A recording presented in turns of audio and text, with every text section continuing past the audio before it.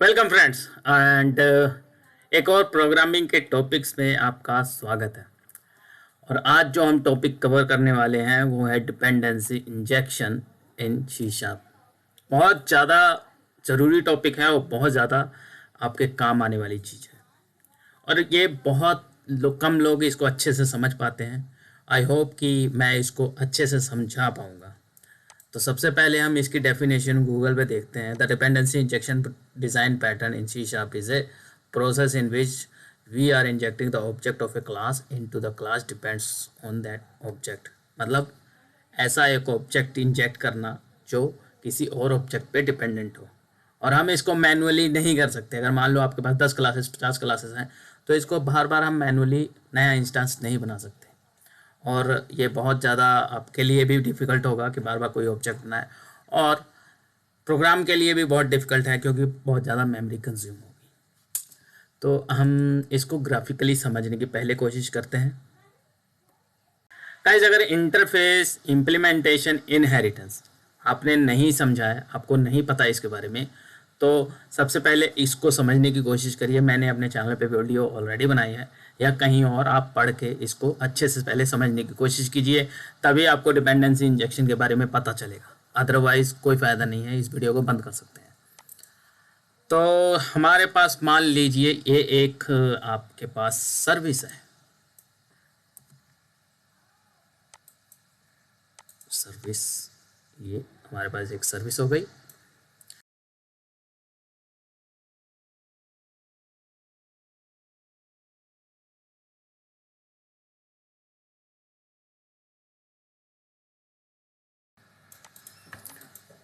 Alright, मान लीजिए दो हमारे पास सर्विस है, सर्विस 1 सर्विस 2, और इसके अंदर मान लो इन दोनों ऑब्जेक्ट, इनके अंदर एक एक्स्ट्रा इंस्टांस सर्विस 3 है, वो इसके कंस्ट्रक्टर में मान लीजिए इंजेक्ट होता है, और ये दोनों सर्विसेज उस पर्टिकुलर एक तीसरी सर्विस को यूज़ करती हैं। चलिए हम फिर एक तीसरी सर्विस भी बना लेते हैं।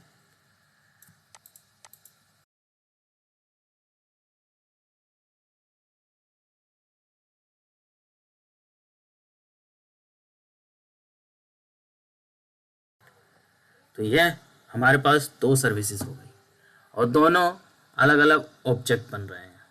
ओके, तो हमें अलग अलग सर्विस 1 और सर्विस 2 में बार बार ऑब्जेक्ट क्यों बनाए हम? ब्रदर कि हम एक इंटरफेस बनाएंगे।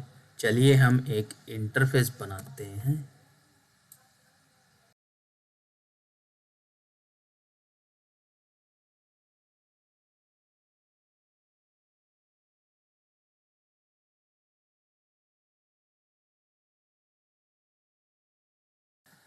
ऑलराइट, इंस्टेड ऑफ दो सर्विसेज के हम इन दोनों के अंदर इंजेक्ट करें, हम एक ही सर्विस को इंजेक्ट कर देते हैं। हम दोनों सर्विस को इंजेक्ट नहीं करते हैं, हम एक इंटरफेस को इंजेक्ट करेंगे।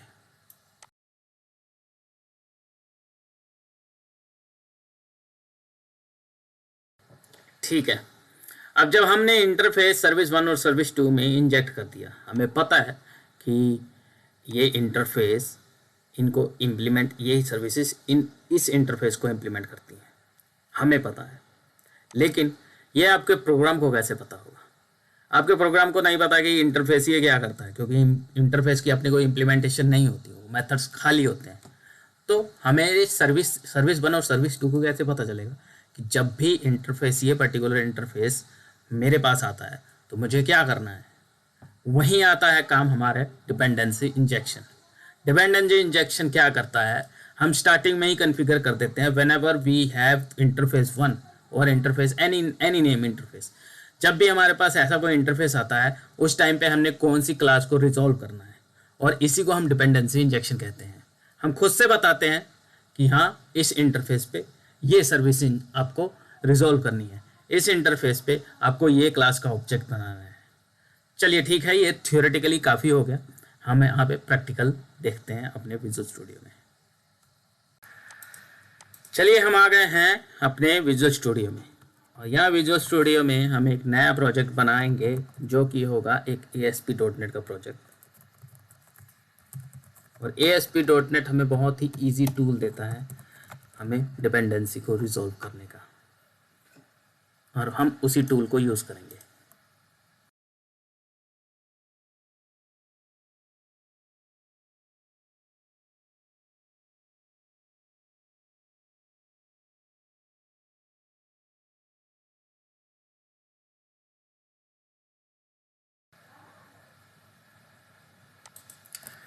ठीक है, हमने एक ASP.NET कोर का प्रोजेक्ट क्रिएट कर लिया है। बहुत ही आसान है क्रिएट करना। तो यहाँ पे हम चलिए एक फोल्डर बनाते हैं, सर्विसेज।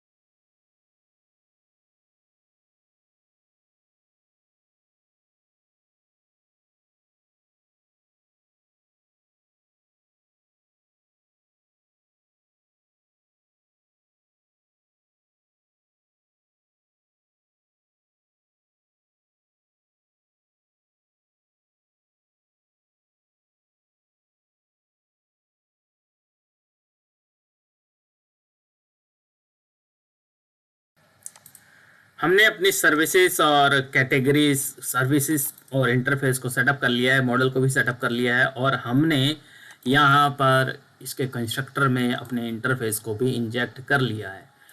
याद रखें, हमने अभी रिजॉल्व नहीं किया है, और इंटरफेस को हमने अपने एक पर्टिकुलर क्लास में इंजेक्ट करने की कोशिश की है।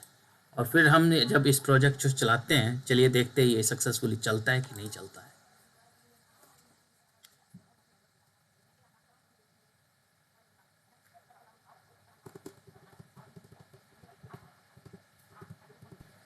ओह माय गॉड, ये क्या कह रहा है? The multiple constructor accepting all the given argument types have been found in the dependency injection index dot model. There should be only one applicable constructor. That means ये कह रहा है parameter constructor बनाइए, क्योंकि मुझे नहीं पता ये पैरामीटर्स क्या हैं। ये दो पैरामीटर्स, आई प्रोडक्ट और आई कैटेगरीज। यहाँ पे मैं क्लास भी डाल देता हूँ, तब भी ये रिजॉल्व होने वाले नहीं हैं, क्योंकि हमारे इस इंडेक्स मॉडल को पता ही नहीं है कि इसको कैसे यूज़ करेंगे।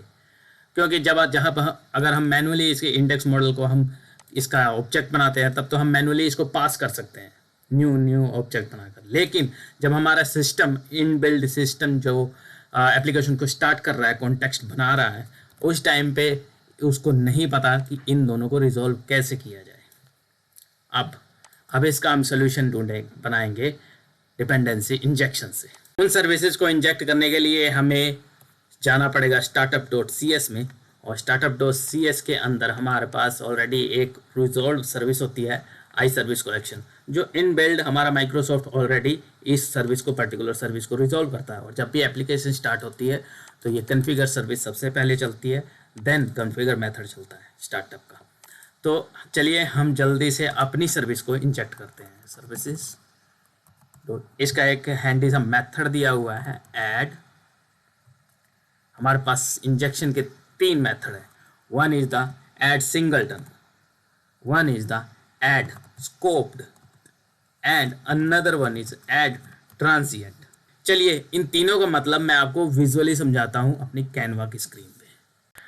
चलिए हम कैनवा की स्क्रीन पर आ गए हैं, और मैंने कुछ स्ट्रक्चर्स बनाए हैं, सर्विस 1, सर्विस 2, सर्विस 3, और ये एक सर्वर का क्लास है जो फॉर एग्जांपल हमारी index.cs HTML क्लास थी, जहाँ पे हम रिक्वेस्ट भेजेंगे। तो मान लीजिए सर्वर, हमने एज ए यूज़र रिक्वेस्ट किया सर्वर क्लास को। ओके, तो हमारे पास 3 मेथड थे। चलिए एक एक करके मैं एक्सप्लेन करता हूँ। जब भी बात आती है ऐड सिंगलटन की, सिंगलटन मीन्स इस पर्टिकुलर सर्विस या इस पर्टिकुलर सर्विस जिसको भी एज हम सिंगलटन इंजेक्ट कर रहे हैं, उसका इंस्टांस पूरी एप्लीकेशन में एक ही बनेगा, और मायने नहीं रखता फिर ये क्लास, ये पर्टिकुलर सर्विस 1 में, सर्विस 2 में भी डाल सकता हूँ और सर्विस 3 में भी डाल सकता हूँ, लेकिन इनका एक ही मेमोरी में इंस्टेंस रहेगा और वही घूमता रहेगा ऑल ओवर द एप्लीकेशन जहाँ भी आप इंजेक्ट करेंगे। दूसरा, एड स्कोप्ड, जब भी यूज़र ने, किसी यूज़र ने सर्वर को रिक्वेस्ट किया तो जितनी बार भी वो रिक्वेस्ट करेगा एक नया इंस्टेंस, फ्रेश इंस्टेंस बनेगा और वो शेयर्ड होगा। लाइक मेरे पास सर्विस 1 का इंस्टेंस बना, हर रिक्वेस्ट पे एक सर्विस इंस्टेंस बना। ओके, अब यही इंस्टेंस यहाँ पे भी शेयर होगा, यहाँ पे भी शेयर होगा। इवन जितनी भी हम सर्विसेज, जितने भी क्लासेस के कंस्ट्रक्टर में हम एक पर्टिकुलर सर्विस 1 को इंजेक्ट करेंगे, उतने बार एक ही इंस्टेंस सब जगह पे एक्सेस होगा पर रिक्वेस्ट। मीन्स अगली रिक्वेस्ट में एक नया इंस्टेंस बनेगा और वो शेयर होगा, फिर अगली रिक्वेस्ट में नया इंस्टेंस शेयर होगा। तो सिंगलटन और स्कोप में यही डिफरेंस है कि सिंगलटन शुरुआत में ही हम एक इंस्टेंस बनाते हैं और वो जो पूरी की पूरी एप्लीकेशन में चलता है, और स्कोप्ड हर यूज़र हर एक बार रिक्वेस्ट करता है तो हर एक बार एक नया इंस्टेंस बनता है और वो all over the application share होता है। तो जितनी ज़्यादा रिक्वेस्ट उतने नंबर ऑफ इंस्टेंस, ये डिफरेंस है। और सिंगलटन में all over the life time एक इंस्टेंस। सो ये डिफरेंस है।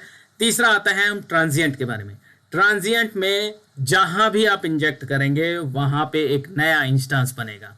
सर्विस 1 को मैंने सर्विस 2 में भी इंजेक्ट किया और सर्विस 3 में भी इंजेक्ट किया, तो हर एक इवन हमने सर्वर की क्लास में भी इंजेक्ट किया तो हमारा सर्विस 2 में एक इंस्टेंस बनेगा, सर्विस 3 में बनेगा और सर्वर क्लास में बनेगा। हर एक बार नया इंस्टेंस बनेगा, चाहे आप 100 बार इंजेक्ट करते हैं, 100 बार किसी कंस्ट्रक्टर में अपनी सर्विस को डालते हैं तो वो 100 बार नया ऑब्जेक्ट क्रिएट होगा। ट्रांजिएंट बहुत ज़्यादा मेमोरी कंज्यूमिंग है तो इसीलिए वो रिकमेंड नहीं की जाती।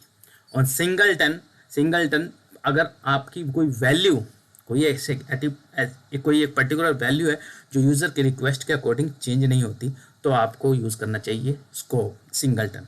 Otherwise scoped is the best way अगर आप कोई वेब एप्लीकेशन बनाते हैं जहाँ यूज़र रिक्वेस्ट करता है। तो हम भी अपनी सर्विस को स्कोप्ड ही बनाएंगे। चलिए, को याद होगा तो हमने एप्लीकेशन जो चलाई थी वो चली नहीं थी और एरर आ गई थी डिपेंडेंसी की, और हम अपनी डिपेंडेंसी रिजॉल्व करते हैं, ऐड स्कोप्ड करते हैं। और पहला इसका पैरामीटर होगा, चलिए देखते हैं। पहला पैरामीटर है टी सर्विस और दूसरा पैरामीटर होता है टी इम्प्लीमेंटेशन। टी सर्विस हमारे पास है आई कैटेगरीज।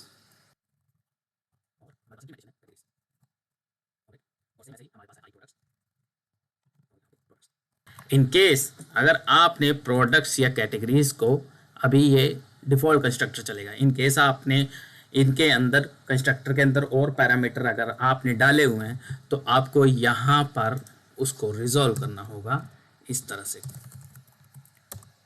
रिटर्न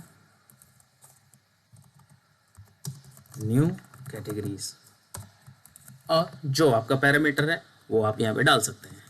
हमारे पास कोई पैरामीटर नहीं है, हमने डिफ़ॉल्ट कंस्ट्रक्टर यूज़ किया है, तो हम इसको इस तरह से हम अपना चला सकते हैं। चलिए, हमने डिपेंडेंसी रिजॉल्व कर दी है। देखते हैं हमारा इंटरफेस जो ब्रेक हो रहा था वो अब सही से चलता है कि नहीं चलता है।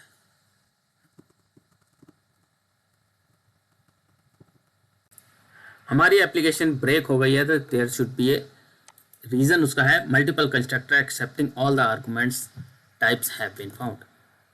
यहाँ पे हमने मल्टीपल कंस्ट्रक्टर बनाए हुए हैं इसीलिए ये एरर आई है। चलिए, इस कंस्ट्रक्टर को हम हटा देते हैं।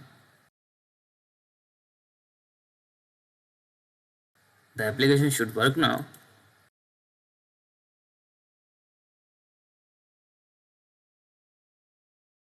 Here we go, हमारी एप्लीकेशन सक्सेसफुली चल गई जैसा हम चाहते थे। तो यही था डिपेंडेंसी इंजेक्शन। इंटरफेस के बारे में हमारी क्लास को कुछ नहीं पता था। चलिए, एक बार और कंफर्मेशन के लिए हम इन इंटरफेस को हटा देते हैं।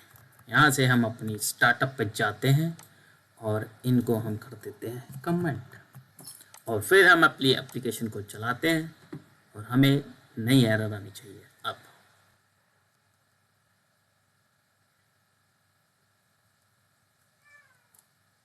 here is unable to resolve the service type I product in the index model।